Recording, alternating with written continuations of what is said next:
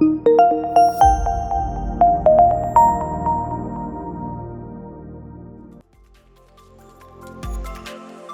Assembling enables 5G supported virtual training. Upon putting on MR goggles, operators are able to receive step-by-step guides from the Electronic Standard Operating Procedures database, which is downloaded to the MR device and transmitted at 5G broadband high speed. These virtual instructions will then be overlaid through the physical server. Operators can trial and go through the motions in a training mode to interact with the system according to the Electronic Standard Operating Procedures before completing the process physically in a production environment.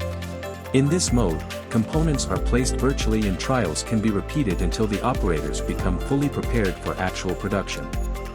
In the production mode, operators can then carry out their assembly tasks under the same Electronic Standard Operating Procedures but performed with actual operations on a production line. The low latency of 5G enables the operating data and procedures to be transmitted from the factory floor's production line to the back end in real time for further analysis.